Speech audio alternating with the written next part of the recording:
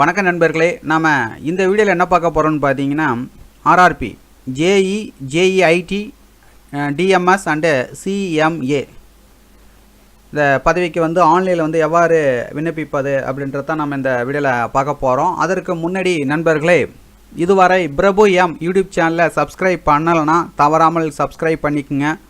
கூடவே பெல் பட்டனையும் கிளிக் பண்ணுங்கள். அப்போ தான் நான் எப்போதெல்லாம் வீடியோ அப்லோடு செய்கிறேனோ அப்போதெல்லாம் உங்கள் மொபைலுக்கு நோட்டிஃபிகேஷன் வந்து கொண்டு இருக்கும்.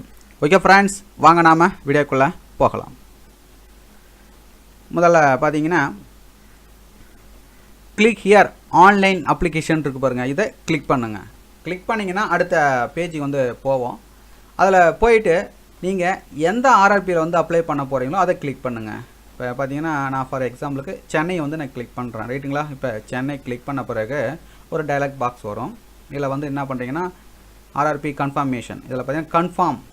இதில் என்ன கொடுத்துருப்பாங்கன்னா, you have selected RRB Chennai as your RRB. You will not be allowed to modify RRB after registration. இதில் விவரங்கள்லாம் கொடுத்துருக்குறாங்க, பார்த்துக்குங்க. அதுக்கடுத்தாக வேகன்சி டேபிளும் கொடுத்துருக்குறாங்க, நீங்கள் ஓப்பன் பண்ணி பார்த்துக்கிடலாம். இப்போ அதுக்கப்புறம் என்ன பண்ணுறீங்கன்னா கன்ஃபார்ம் இருக்கு பாருங்கள், இதை கிளிக் பண்ணுங்கள். இதை கிளிக் பண்ணிங்கன்னா அடுத்த பேஜுக்கு இதில் போவோம். இதில் பார்த்தீங்கன்னா இம்பார்ட்டன்ட் டேட்ஸ் கொடுத்துருப்பாங்க. என்னென்னு பார்த்தீங்கன்னா என்னிலேருந்து விண்ணப்பிக்கலாம் அப்படின்னு பார்த்தீங்கன்னா 2/1/2019 விண்ணப்பிக்கலாம். விண்ணப்பிப்பதற்கான கடைசி தேதி என்றைக்குன்னு பார்த்தீங்கன்னா 31/1/2019. அதுக்கடுத்தாக closing date and time of submission of application 7/2/2019.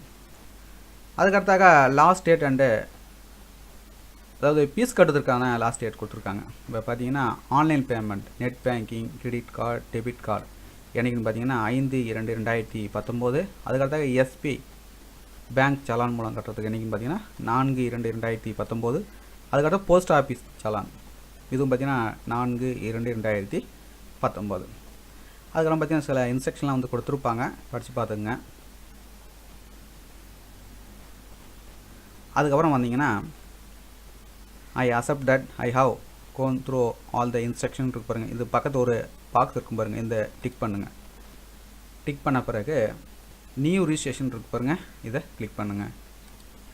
Click பண்ணிங்கன்னா அடுத்த பேஜுக்கு போவோம்.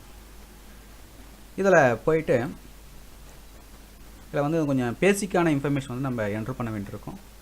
இதில் பார்த்தீங்கன்னா இதுக்கு என்னென்ன தேவைன்னு பார்த்தீங்கன்னா ஆதார் கார்டு தேவை. அதுக்கப்புறம் பார்த்தீங்கன்னா SLC மார்க் ஷீட் தேவை. அதுக்கடுத்தா உங்களுடைய மொபைல் நம்பர், இமெயில் ஐடி. இதில் என்ன பண்ணுறீங்கன்னா உங்களுடைய நேம்,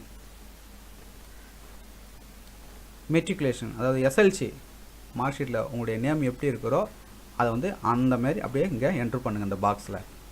அதுக்கடுத்து பார்த்தீங்கன்னா ரீஎன்டர் நேம். அதுக்கடுத்து உங்களுடைய டேட் ஆஃப் பர்த். அதுக்கடுத்தா பார்த்தீங்கன்னா ஆதார் நம்பர் என்ட்ரு பண்ணணும். அதுக்கடுத்து உங்களுடைய father name, mother name, matriculation, SLC board அதில் கேட்பாங்க. CBSE, ICSE, state board, Anglo Indian, others, 8 pass and IT. இதில் எதுவும் நீங்கள் அதை கிளிக் பண்ணுங்கள்.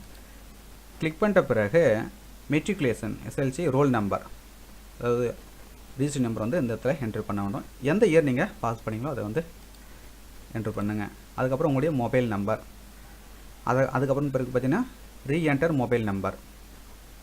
அதன் பிறகு பார்த்தீங்கன்னா உங்களுடைய email ID, reenter email ID.